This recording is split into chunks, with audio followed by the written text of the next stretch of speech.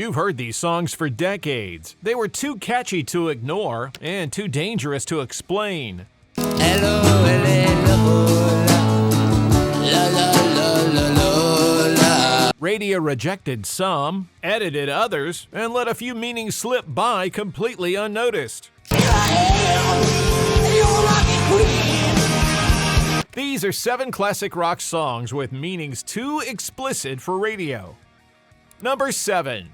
Love Me 2 Times by The Doors, 1967. Love me 2 times, I've gone away. On the surface, this one sounds simple. A man asking his lover for one more night before he leaves. Romantic urgency. Maybe a little desperate. But Love Me 2 Times was always more physical than innocent. The lyric was suggestive enough to get the song reportedly banned in New Haven, but the record was too sharp, too sly, and too well disguised to disappear. Ray Manzarek's harpsichord gave it a classy, bluesy snap, letting the adult meaning slide past easier than it should have. Love me 2 times, I've gone away. And Robbie Krieger, not Morrison, was the key writer here. He later connected the song to young men leaving for Vietnam and wanting one last night before shipping out. He also made clear the core of the song was exactly what it sounded like: sex. Radio got the groove, most listeners got a love song. The real story was sitting right there in the hook. Love me 2 times, girl, bless me.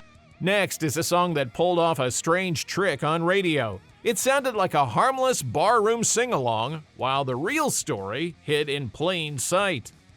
Number 6. Lola by the Kinks, 1970. Hello, hello, la la la la la la. Few songs on this list turn the twist into a sing-along as neatly as Lola. To casual listeners, it sounded like a funny story about a young man meeting a woman in a club. Then came the line that changed everything. I'm glad I'm a man, and so is Lola. The song leaves some ambiguity around Lola. Trans woman, crossdresser, drag figure? Listeners have argued over it for decades. But that was exactly the point. Ray Davies turned gender confusion, attraction, and taboo desire into a massive rock sing-along. Davies later said the song was partly inspired by Kinks manager Robert Wace, who spent an evening dancing with a crossdresser. But the strangest censorship issue had nothing to do with Lola. The BBC's problem was Coca-Cola. Davies had to fly from the Kinks' US tour back to London to overdub Cherry Cola. The censors caught the soda brand. The real story stayed right there in the words.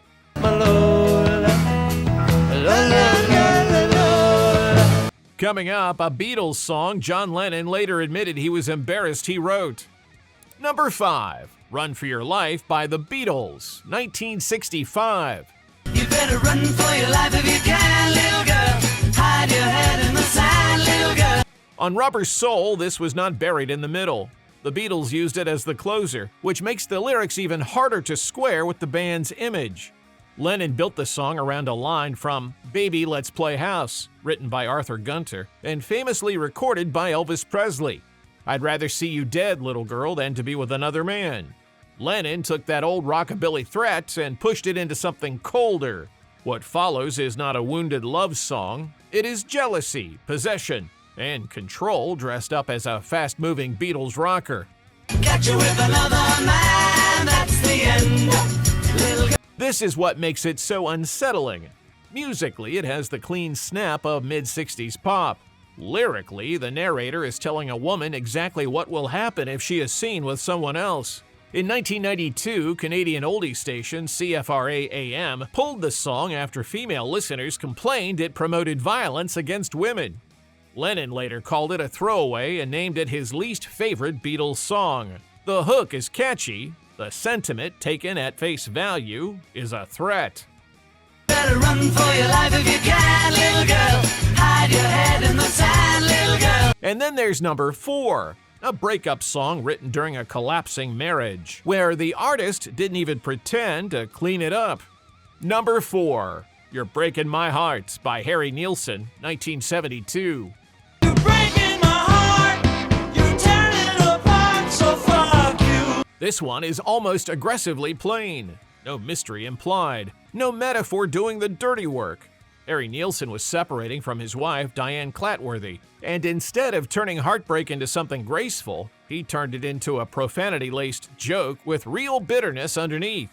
The song came from Son of Schmilson, the messy, bawdier follow-up to Nilsson Schmilson.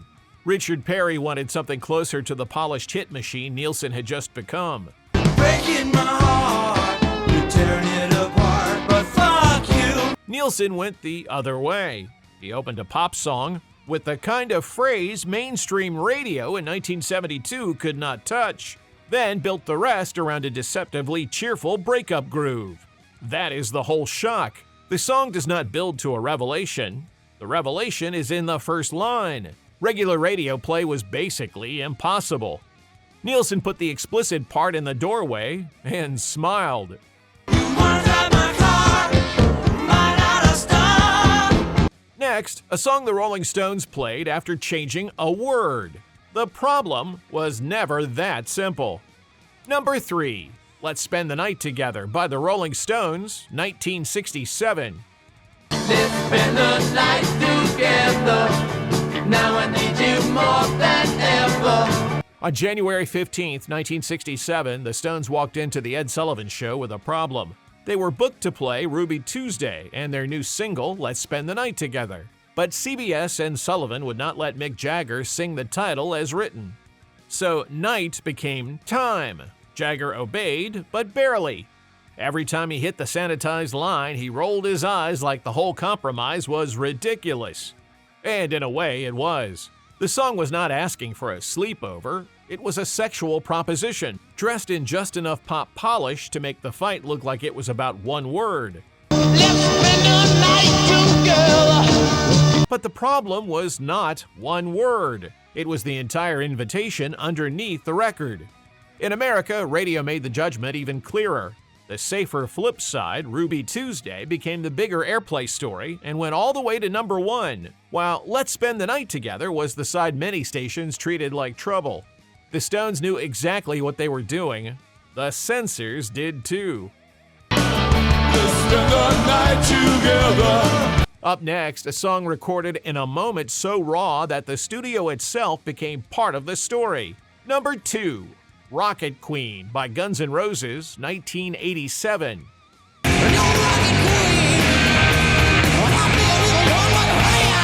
The last track on Appetite for Destruction already sounded dangerous before the most infamous part arrived. If you were listening in 1987 on cassette in a car, you might have hit the bridge and wondered if those were just strange studio noises buried under the guitars. They were not sound effects.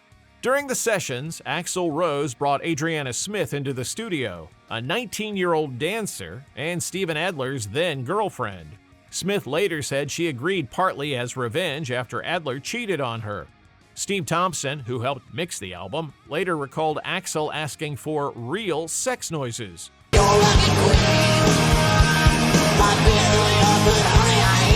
Michael Barberio wanted no part of it, so assistant Vic Daglio was left dealing with the microphones when things got messy. That is what makes Rocket Queen different from almost everything else on this list. It didn't just imply the adult meaning, it put the evidence right on the tape. The song still shifts near the end into something closer to loyalty and protection, with the title tied to Barbie von Greif. But for radio, the problem was obvious. The bridge said what the lyric sheet didn't have to.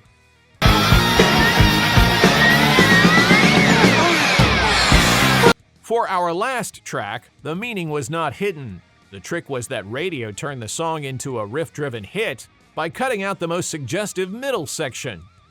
Number 1. Whole Lotta Love by Led Zeppelin, 1969.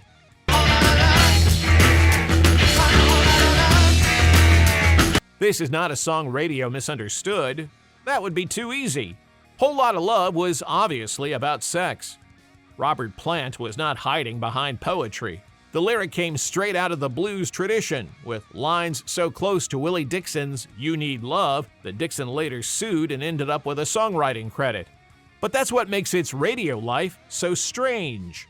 The full album version was more than 5 minutes long, and the middle section turned the whole thing into a fever dream. echo, panning, theremin-like shrieks, and plants' vocal cries swirling around Jimmy Page's production.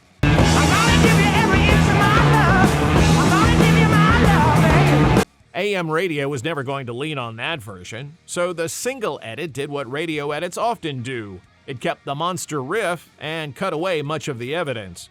What was left could pass as a hard rock hit. What got removed made the meaning impossible to miss. That is why it belongs at number 1. Some songs hid the explicit part. Led Zeppelin made it thunderous. Then radio carved out just enough to let it through.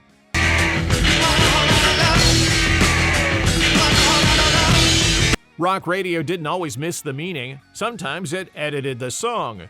Sometimes it looked away. And sometimes the hook was just too good to bury. Which song surprised you most? Drop it in the comments.